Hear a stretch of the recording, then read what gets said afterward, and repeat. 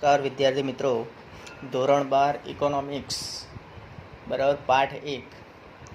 આપણે ગયા લેક્ચરમાં થોડી અર્થશાસ્ત્ર વિશે માહિતી, પ્રસ્તાવના, આકૃતિ અને આલેખ દોરતી વખતે ધ્યાનમાં રાખવાની બાબતો છેલ્લે જોઈતી બરાબર. હવે એના પછી આપણે આકૃતિના પ્રકારોની માહિતી મેળવવાની છે. આકૃતિના પ્રકારો ચોપડીની અંદર છે જ. આકૃતિના સામાન્ય રીતે વપરાતા અનેક પ્રકારો છે. તો આપણે આગળના સવાલ તરફ જઈએ તો અહીંયા તમને કેટલીક પ્રકારો આપેલા છે. ચિત્રાકૃતિ, વિકિરણ દર્શાવતી આકૃતિ, સમય આધારિત તથા અન્ય પરિબળ આધારિત રેખાકૃતિ, વર્તુળાકૃતિ, સ્તંભાકૃતિ, વૃત્તાંશ આકૃતિ બરાબર. તો આપણે આ પ્રકારોમાં જોઈએ, બધા પ્રકારો વિશે માહિતી મેળવવાની નથી.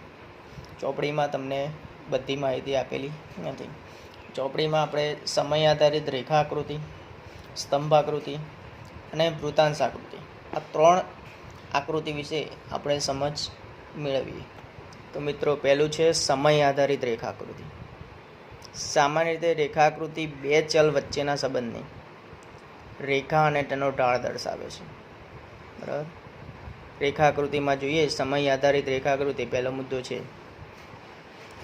રેખા આકૃતિ 2 ચલ વચ્ચેના સંબંધની રેખા એટલે લાઈન, અને તેનો ઢાળ કઈ પ્રકારનો છે બરાબર એ દર્શાવતી આકૃતિ.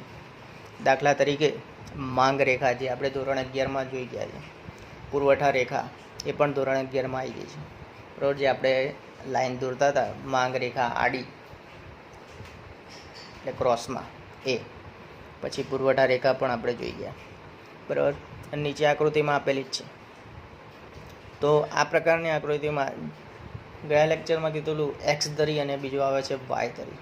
તો અહીંયા તમને નામ આપી દે છે સ્વતંત્ર ચલ એક્સ ધરી પર અને પરતંત્ર ચલ વાય ધરી પર દર્શાવવામાં આવે છે. અહીંયા 2 નામ જે આ પણ ધ્યાનમાં રાખવાનું. સ્વતંત્ર ચલ કયો હતો એક્સ ધરી, પરતંત્ર ચલ કયો હતો વાય ધરી બરાબર. 2 ધરી તમને આપેલી છે. સમયના સંદર્ભમાં કોઈ એક ચલના સ્વયં સ્પષ્ટ વલણો દર્શાવતી આકૃતિ અર્થશાસ્ત્રમાં વારંવાર વપરાય છે. સમયના સંદર્ભમાં જોઈએ, કોઈ એક ચલના સ્વયં સ્પષ્ટ વલણો દર્શાવતી આકૃતિ અર્થશાસ્ત્રમાં વારંવાર વપરાય છે.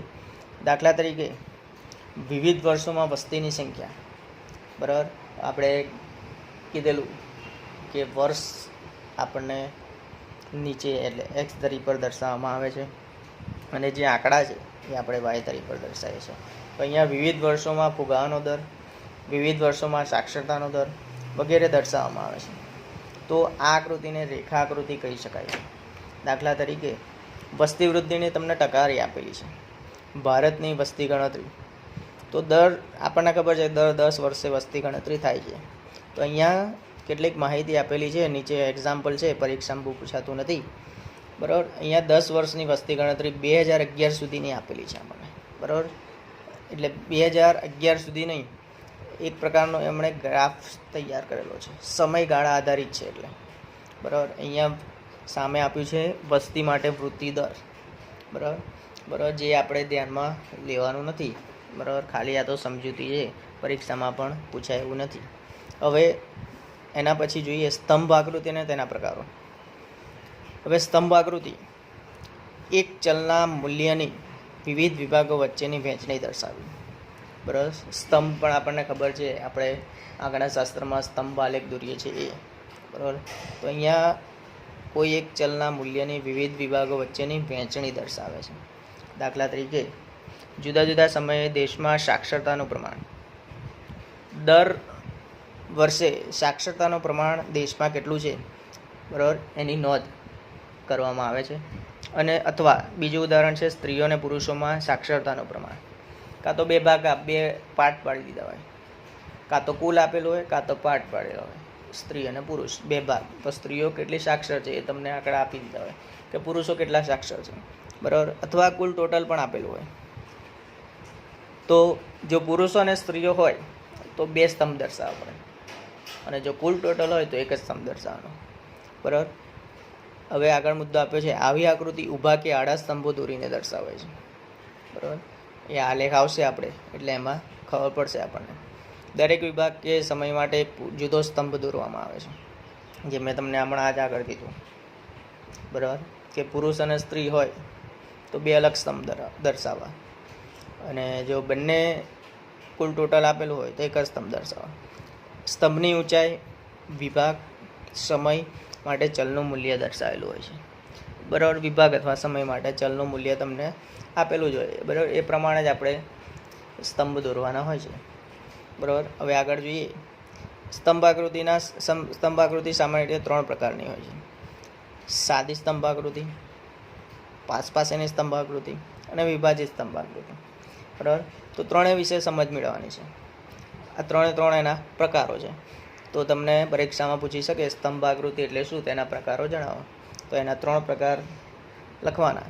પહેલી છે સાદી સ્તંભાકૃતિ. સાદીમાં કોઈ મગજ દોડાણ નથી. સાદી સ્તંભાકૃતિ કોઈ એક આધાર, જેમ કે પ્રદેશો, સમયગાળો વગેરે ઉપર કોઈ એક ચલનું મૂલ્ય દર્શાવેલું હોય છે. બરાબર, ક્વેશ્ચન પેપરમાં તમને આપેલું દીધું હોય, પ્રદેશ આપ્યો હોય, સમયગાળો આપ્યો હોય.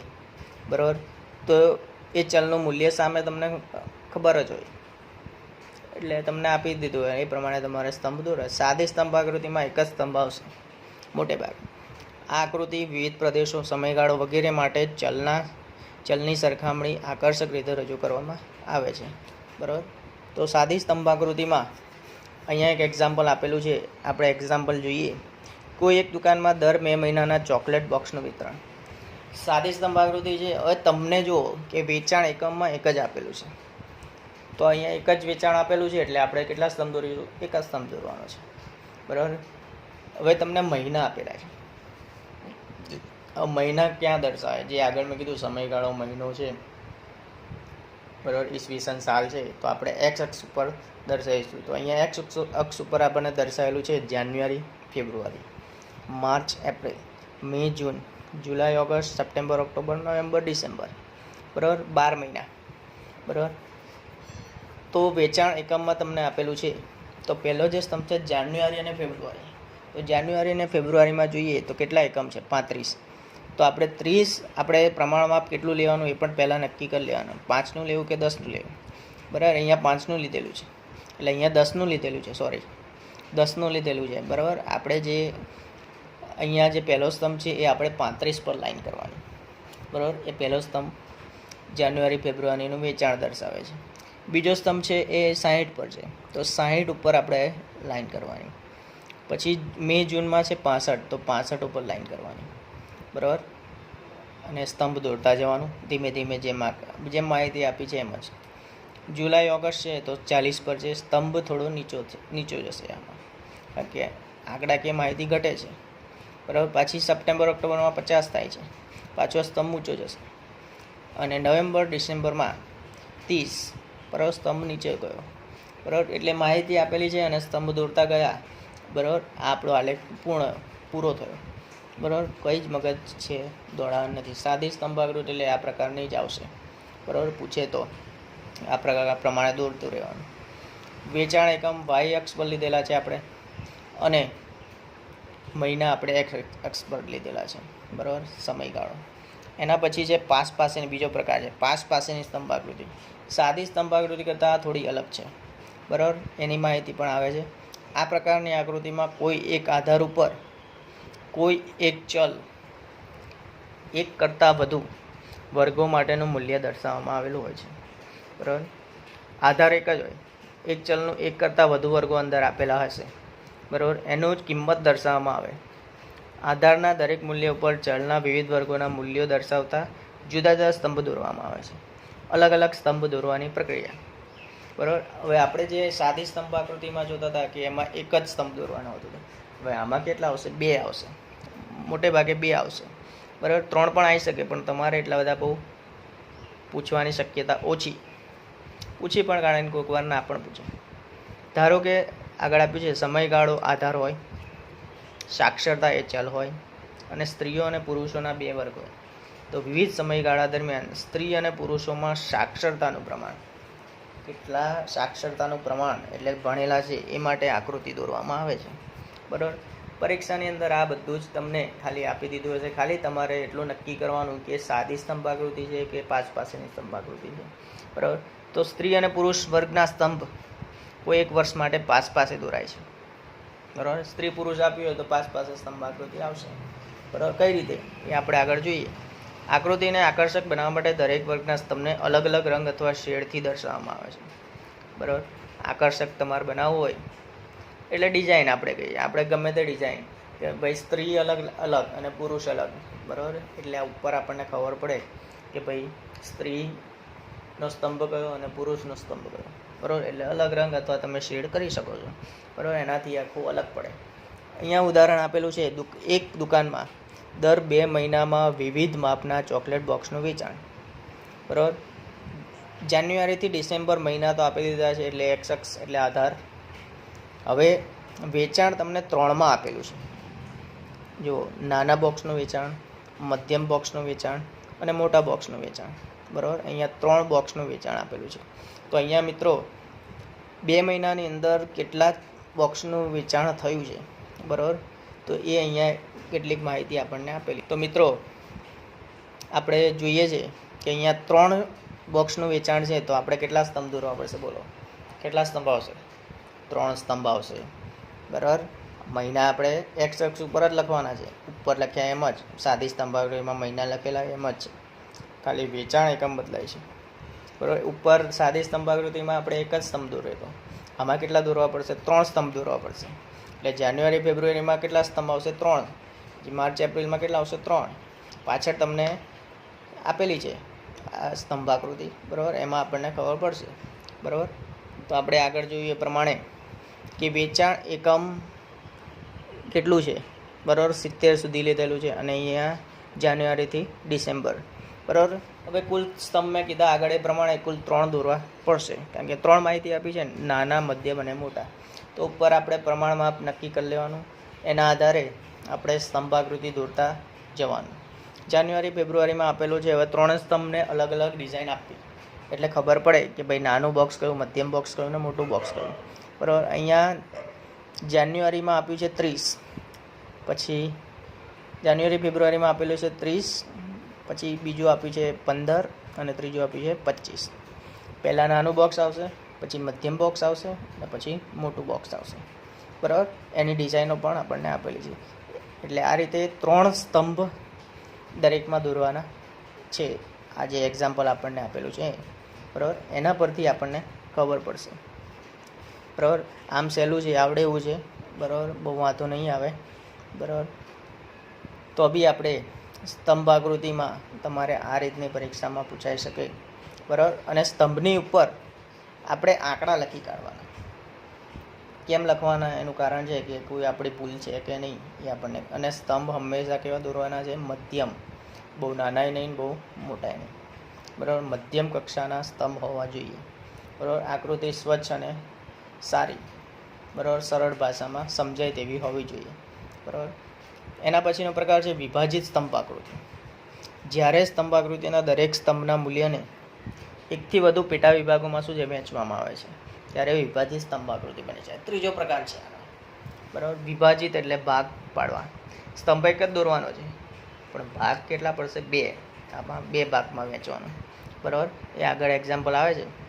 સ્તંભના પેટા વિભાગોને અલગ અલગ રંગો અથવા શેડથી આકર્ષિત કરવામાં આવે છે. ઉપર કર્યું એ જ છે, પણ આમાં થોડું વિભાજન કરવાનું છે, ભાગ પાડ. દરેક વિભાગ જે આંક દર્શાવે તે લખવામાં આવે છે, બરાબર. વિભાજિત સ્તંભાકૃતિ ભાગ્યે તમને પૂછે છે, બરાબર. બહુ શક્યતા ઓછી. એક્ઝામ્પલ આપ્યું છે દર 2 મહિનાના ગાળામાં ગ્રામ્ય અને શહેરી વિસ્તારમાં ચોકલેટ બોક્સનું વેચાણ. ચલો, ગ્રામ્યમાં કેટલું? જાન્યુઆરી ફેબ્રુઆરી ગ્રામ્ય છે 30 અને શહેરી કેટલું આપ્યું છે? 40. હવે કુલ આપેલું છે 70. માર્ચ એપ્રિલમાં 35, 80 અને 115. એ રીતે તમને છેક નવેમ્બર સુધી અને ડિસેમ્બર સુધીનું વેચાણ આપેલું છે આપણને.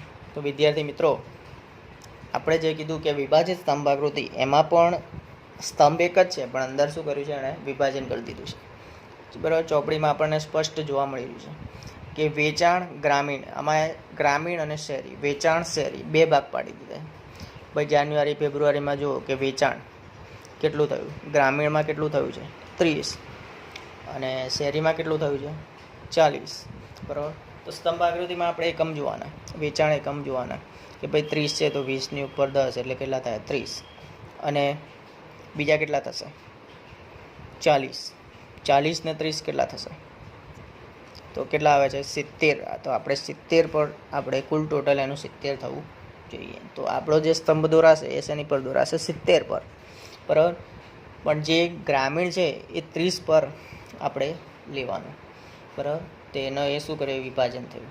એ રીતે માર્ચ એપ્રિલમાં 35 છે અને 80 ને 35 કેટલા, બરાબર. તો એની માહિતી પણ અંદર આપણને કુલ ટોટલ ધ્યાનમાં લેવાનું છે આમાં, બરાબર. અને ગ્રામીણને શું છે આખા અલગ પાડવાના છે. તો મિત્રો આવી રીતે વિભાજિત સ્તંભાકૃતિ પણ સહેલી છે, પૂછાવી છે. તમે પ્રેક્ટિસ કરશો તો તમને ચોક્કસ ખબર પડશે જ, બરાબર. હવે આપણે એના પછી સ્તંભાકૃતિ દોરતી વખતે ધ્યાનમાં રાખવાની બાબતો એ આપણે પછીના લેક્ચરમાં જોઈશું.